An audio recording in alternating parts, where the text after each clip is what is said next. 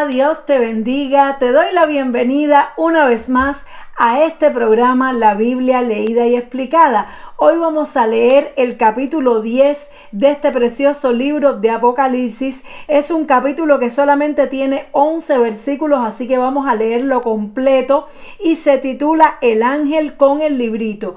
Pero antes, como siempre, vamos a orar. Padre, te damos gracias, Señor, por tu palabra que es bendita por los siglos de los siglos.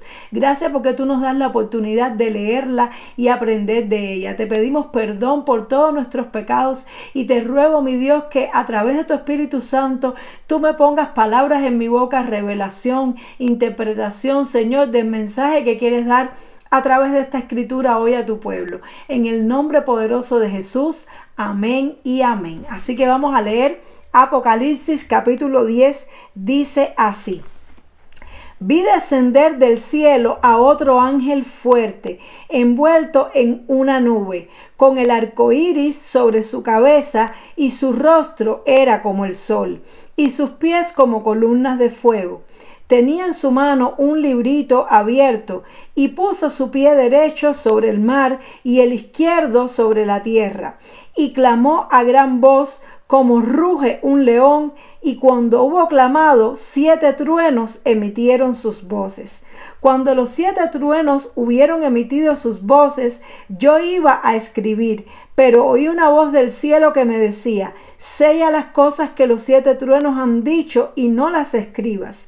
Y el ángel que vi en pie sobre el mar y sobre la tierra, levantó su mano al cielo y juró por el que vive por los siglos de los siglos, que creó el cielo y las cosas que están en él, y la tierra y las cosas que están en ella, y el mar y las cosas que están en él, que el tiempo no sería más, sino que en los días de la voz del 7º ángel, cuando él comience a tocar la trompeta, el misterio de Dios se consumará, como él lo anunció a sus siervos los profetas. La voz que oí del cielo habló otra vez conmigo y dijo: ven y toma el librito que está abierto en la mano del ángel que está en pie sobre el mar y sobre la tierra. Y fui al ángel diciéndole que me diese el librito. Él me dijo: toma y cómelo, y te amargará el vientre, pero en tu boca será dulce como la miel. Entonces tomé el librito de la mano del ángel y lo comí, y era dulce en mi boca como la miel, pero cuando lo hube comido, amargó mi vientre. Y él me dijo: es necesario que profetices otra vez sobre muchos pueblos, naciones, lenguas y reyes. Gloria sea al Señor. Tremendo esta visión, tremendo esto que está viendo y que está experimentando el apóstol Juan. Y dice que él vio descender del cielo a otro ángel fuerte. Es decir, que aquí se nos habla de un ángel y es un ángel fuerte. Y esto nos hace entender primeramente que los ángeles que Dios creó son diferentes. Son de distintos rangos, son de distintas formas.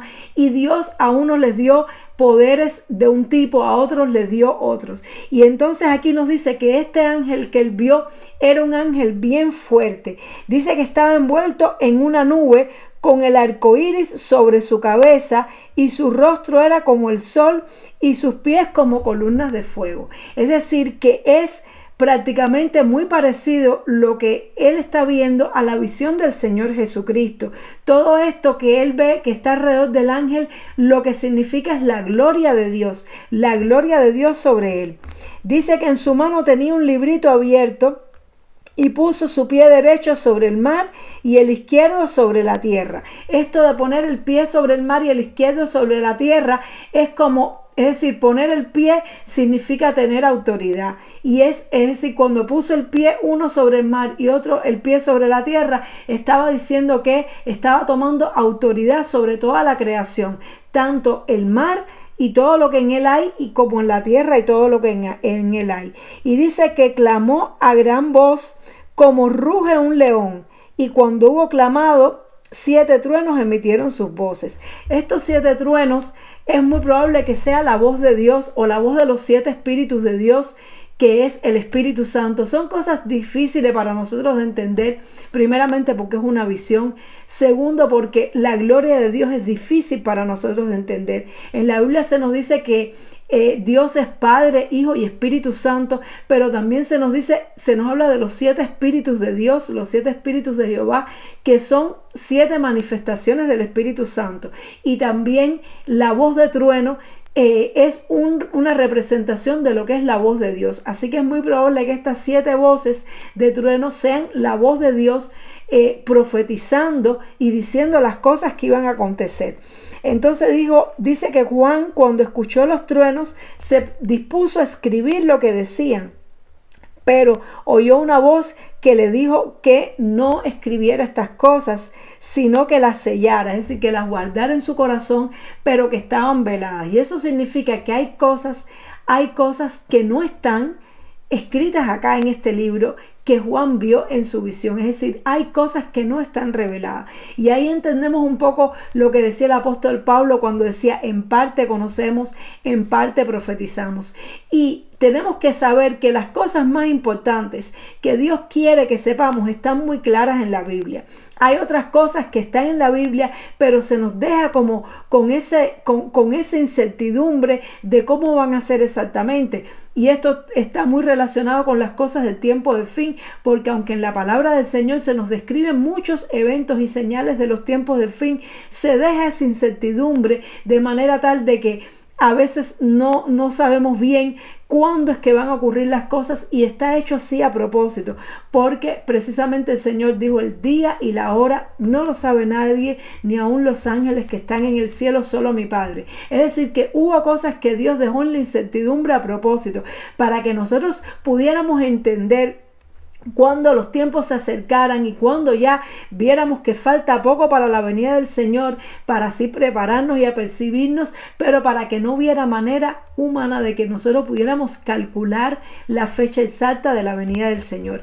Pero aquí nos está diciendo la palabra que aún hay cosas que se dijeron, que Dios dijo y no se escribieron acá. ¿Por qué? Porque hay cosas que están reservadas para cuando acontezcan. Hay cosas que solamente las vamos a ver en el momento que sucedan. Y me recuerda mucho también a la primera venida del Señor. Había mucha profecía de lo que iba a suceder cuando viniera el Cristo, cuando viniera en forma de hombre. Ahí lo vemos en el libro de Isaías, lo vemos en los Salmos. Hay muchos detalles. Se decía que iba a venir de la aldea de Belén, muchas características, que iba a venir de una virgen, cómo iba a morir, sus sufrimientos, pero hubo muchas cosas que se supieron después que sucedieron. Mucho de lo que hizo, muchos de sus milagros y muchos detalles y cosas específicas que en el momento cuando sucedieron fue que se develaron. Y de la misma manera debemos siempre estar a la expectativa, porque aunque la palabra de Dios y la profecía nos anuncie muchas cosas, tenemos que siempre reservar y entender que hay cosas que no la vamos a entender ni la vamos a ver exactamente hasta que no esté ocurriendo. Dice también que el ángel levantó su mano al cielo y juró por el que vive por los siglos de los siglos, que creó el cielo y las cosas que están en él, y la tierra y las cosas que están en ella, el mar y las cosas que están en él, que el tiempo no sería más, sino que en los días de la voz del séptimo ángel, cuando él comience a tocar la trompeta, el misterio de Dios se consumará, como él lo anunció a sus siervos los profetas. Es decir, y aquí es que me da la impresión de que este ángel no es el Señor Jesucristo, porque el Señor Jesucristo, el Hijo unigénito de Dios, estuvo participando en la creación, y dice que por él, por el verbo, por la palabra de Dios, todas las cosas fueron hechas, es decir, que fueron hechas por él. Por lo tanto, este ángel tan poderoso, que tiene tanta gloria, que incluso se asemeja muchísimo a la gloria del Señor Jesús, él dice que él juró por el que creó todas las cosas. Por lo tanto, parece ser que no se trata del Señor Jesús este ángel. Y entonces también está diciendo que cuando llegue la séptima trompeta es la consumación de todas las cosas.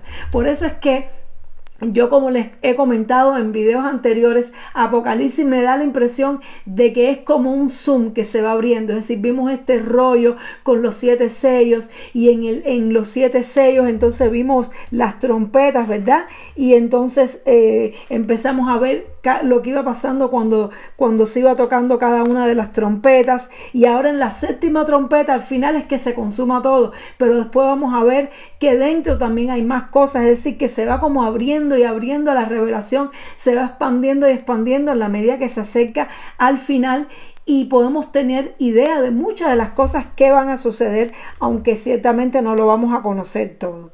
Pero dice que en la 7ª trompeta es la consumación, es decir, donde ya va a tener cumplimiento completo todo lo que está anunciado desde los profetas, porque los tiempos del fin no solamente están anunciados en Apocalipsis, también están anunciados en el libro de Ezequiel, también están anunciados en el libro de Isaías, también están anunciados en el libro de Daniel. Antes de que se escribiera el Nuevo Testamento, ya habían libros apocalípticos en el Antiguo Testamento. El libro de Joel también. Varios libros tienen muchas profecías apocalípticas, muchas profecías de los tiempos del fin y de la consumación de los tiempos. Entonces ya Apocalipsis un poco que lo describe muchísimo más a través de esta visión que el Señor le mostró al apóstol Juan, pero vemos que justamente cuando llegue esta 7ª trompeta, ahí es donde se consuma todo.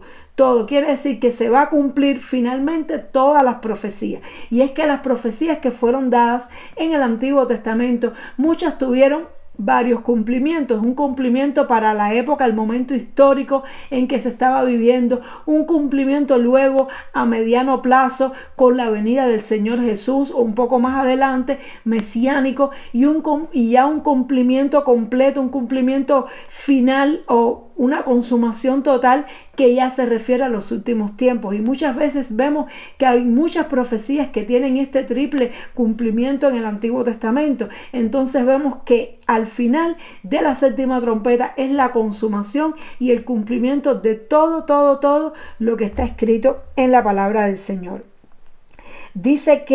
Luego dice que la voz que habló con él, dice el apóstol Juan, le dijo que fuera y tomara el librito de la mano del ángel y lo comiera. Y dice que él fue y el ángel le dio el librito y le advirtió que al comerlo le iba a amargar el vientre, sin embargo iba a ser dulce como la miel en su paladar. Y en este versículo 9 se hace referencia a un pasaje que hay en Ezequiel capítulo 2, del 2:8 al 3:3, capítulo 2 y 3, el final del 2 y el principio del 3, donde precisamente también Ezequiel tiene una experiencia parecida, donde Dios le da a comer de un libro para que él lo comiera. Dice que fue dulce en su boca, pero dice que era un libro que contenía ayes, endechas y lamentaciones. No nos dice en Ezequiel que después le amargara el vientre, pero podemos hacer una analogía entre Ezequiel y Apocalipsis, porque Ezequiel es uno de los libros precisamente apocalípticos,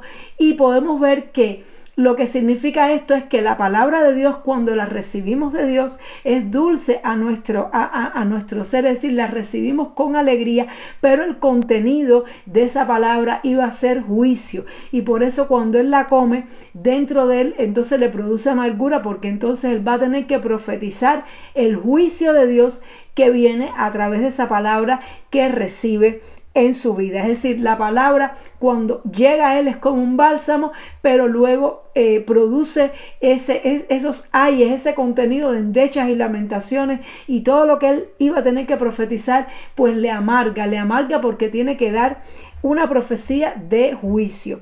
Y entonces dice que efectivamente él comió el libro y dice que sintió en su boca como la miel, pero cuando lo hubo comido se le amargó el vientre. Es como cuando comemos un alimento que nos gusta, pero luego nos causa problemas estomacales. Y él le dijo: es necesario que profetices otra vez sobre muchos pueblos, naciones, lengua y reyes. Es decir, que la profecía, la cual el Señor le dio a Juan para que continuara profetizando, pues tenía que ver con temas de juicio y temas que iban a a traerle probablemente persecución y a traerle cosas indeseadas, ya que no iba a ser una profecía agradable.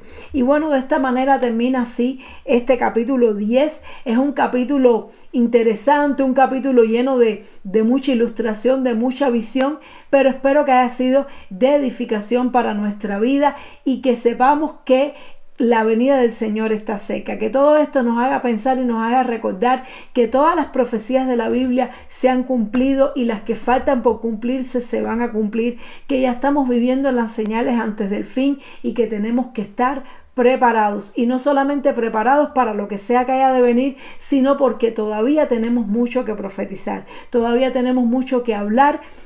Justo ahora que estamos al final de los tiempos, el Señor, así como manda a Juan y le dice, todavía tienes que hablarle a muchas naciones, a muchos reyes. Tú y yo todavía tenemos mucho que hacer mientras llegue el Señor, tenemos mucho que predicar el Evangelio, porque una de las profecías es que cuando viniera el Señor, antes de eso, la tierra sería llena del conocimiento de la gloria del Señor, como las aguas cubren la mar, y en eso tú y yo tenemos una acción muy importante. Así que vamos a orar para que el Señor nos pueda usar y también nos pueda dar ese librito, nos pueda dar esa palabra para que nosotros podamos cumplir el propósito que Dios tiene para nosotros en estos tiempos finales.